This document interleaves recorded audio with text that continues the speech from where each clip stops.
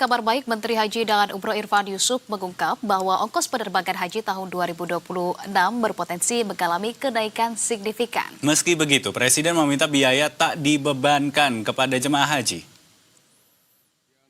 Hal itu dilaporkan oleh Menteri Haji dan Umroh Muhammad Irfan Yusuf dalam rapat kerja bersama Komisi 8 DPR pada Rabu siang tadi. Menhaj mengungkap dengan ataupun tanpa perubahan rute penerbangan, potensi kenaikan ongkos penerbangan tetap akan terjadi.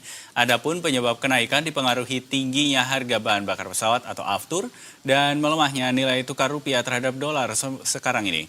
Lebih lanjut, Menteri Haji dan Umroh menjelaskan eskalasi konflik di Timur Tengah membuka kemungkinan pengalihan rute penerbangan untuk menghindari wilayah konflik. Sehingga skenario dengan perubahan rute dalam kondisi saat ini, biaya dapat meningkat 50,8 juta atau naik 51,48%.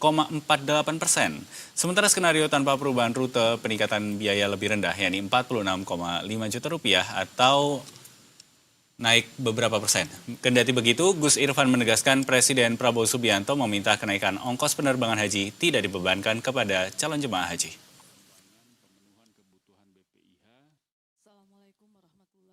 Mulai membicarakan ini, membahas ini dalam rakornas terbatas beberapa yang lalu, yang intinya Presiden Prabowo berharap apapun yang terjadi, kenaikan, jika terjadi kenaikan, beliau minta tidak dibebankan kepada jamaah haji kita.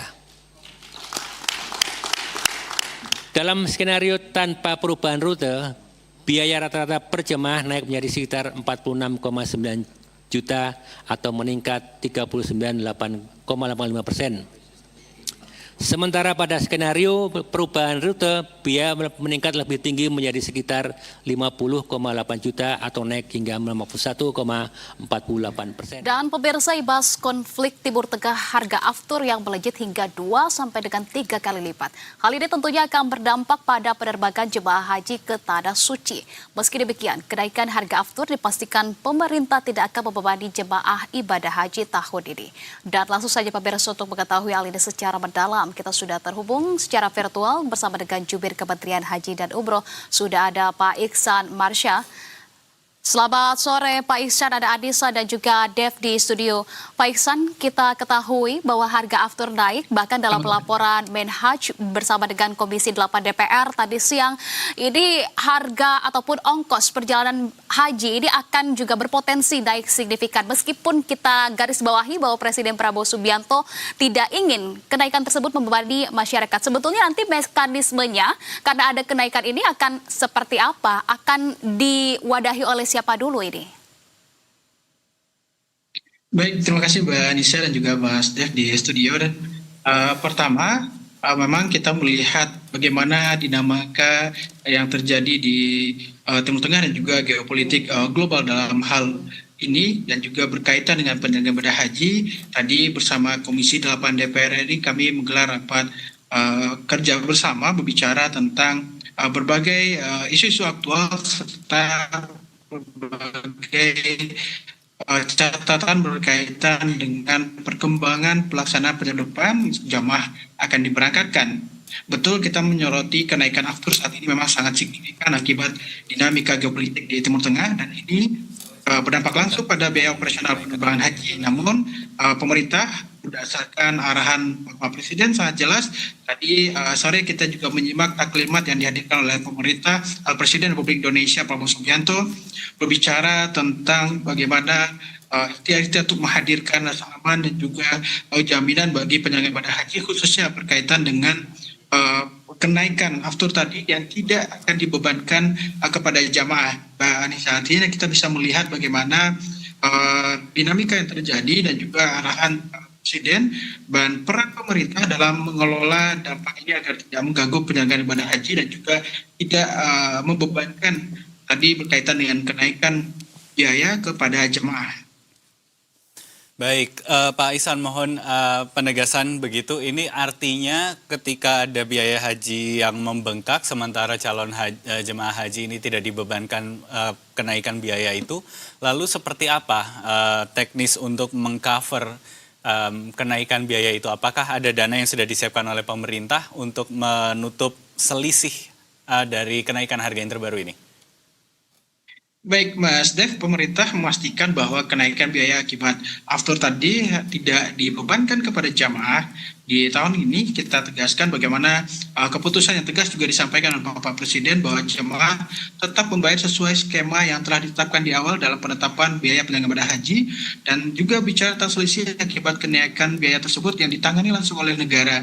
Ada berbagai formulasi yang disampaikan berkaitan dengan bagaimana menyikapi kenaikan ini, termasuk tadi bagaimana jaminan terhadap ini tidak dibebankan kepada jamaah, dihimpun ataupun menggunakan efisiensi dari anggaran pemerintah atau melalui APBN. Ini menjadi poin-poin penguatan penegasan disampaikan Mas Dev dan juga Mbak Anissa berkaitan dengan kebijakan penyelenggara ibadah haji, khususnya berkaitan dengan biaya haji yang tidak dibebankan kepada jemaah. Kita melihat bagaimana permohonan kenaikan yang disampaikan oleh maskapai penerbangan haji tahun ini, yakni Saudia maupun Garuda Indonesia, mengalami kenaikan seperti halnya pemerintah dari Garuda untuk menaikkan per jamaah sekitar 7,9 juta, bahkan dari Saudi Airlines banyak 480 US dollar atau sekitar 8 juta lebih, dan kalau kita total itu bisa mencapai 1,7 triliun rupiah, Mas dan juga Mbak Anissa. Dan ini kembali ditegaskan, tadi kami juga mendapatkan informasi dari Wamenhan dan juga Pak Menteri berkaitan dengan dinamika ataupun kalimat yang disampaikan oleh Pak Presiden berkaitan dengan ini sepenuhnya akan di-cover melalui pemerintah yang tidak dibebankan kepada jamaah. Baik,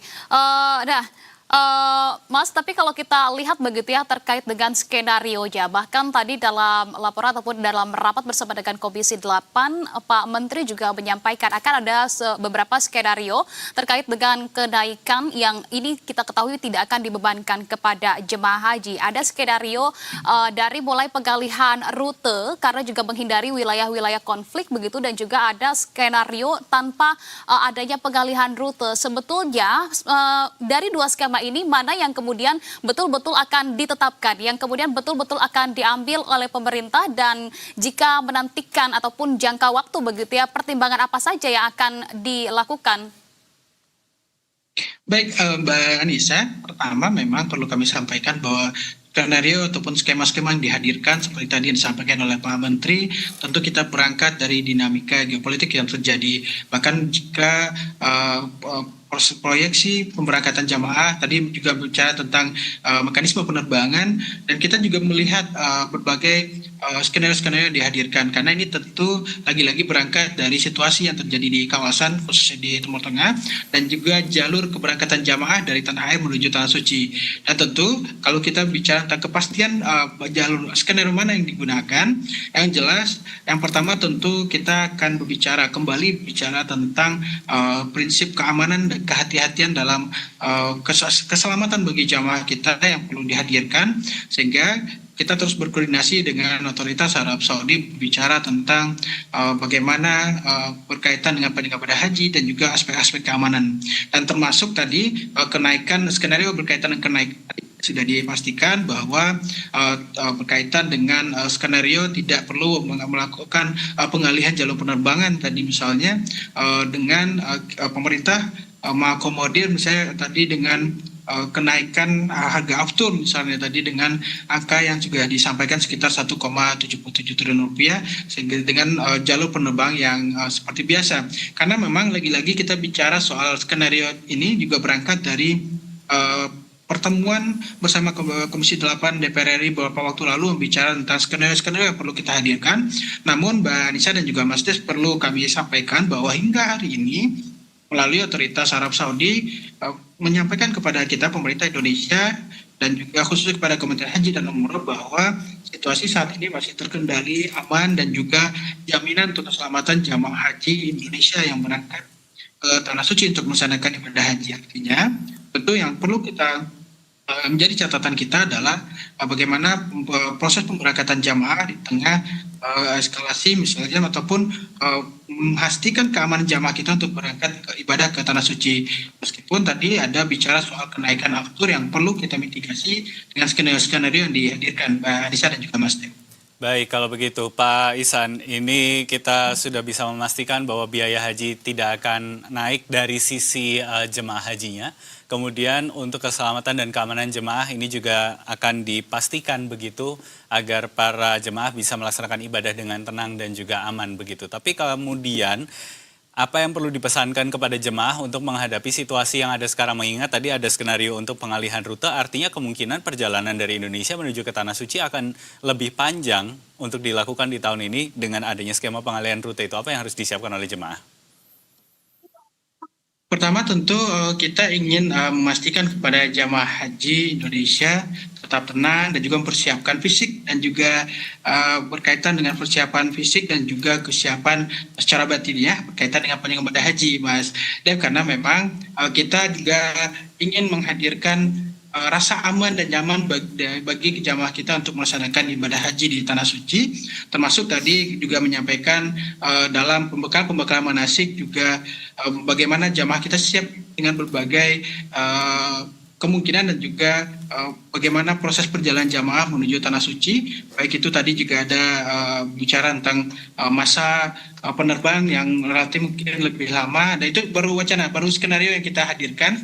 Dan tentu kita terus mendorong bagaimana jamaah-jamaah siap secara fisik berkaitan dengan kesehatan dan juga bagaimana menyesuaikan diri misalnya melakukan perjalanan jauh menuju Tanah Suci dengan skenario-skenario yang dihadirkan. Dan pada prinsipnya hingga hari ini Mas Dev dan juga Mbak Anissa kembali kami sampaikan bahwa insya Allah masih sesuai dengan jadwal dan jalur penerbangan yang kita hadirkan selama ini dalam proses pemberangkatan jamaah menuju Tanah Suci. Dan tentu kita terus memitigasi dan juga menghadirkan berbagai skenario yang mesti menjadi perhatian bagi pemerintah dan juga jamaah kita dan juga bagi seluruh aspek penyelenggaraan ibadah haji untuk dapat menyesuaikan diri dalam penyelenggaraan ibadah haji di 1447 Hijriah ini. Baik, itu hal-hal yang perlu diperhatikan oleh para calon jemaah haji begitu ya, sejauh ini masih sesuai dengan skenario, masih sesuai dengan jadwal dan juga jalurnya. Kita juga masih akan menantikan update selanjutnya. Terima kasih kalau begitu atas update yang sudah disampaikan dan juga dibagikan di Berita Satu Sore hari ini, Mas Ihsan Marsyal selaku juru bicara dari Kementerian Haji dan Umroh. Salam sehat selalu dan selamat kembali melanjutkan aktivitas Anda. Baik, terima kasih Pak.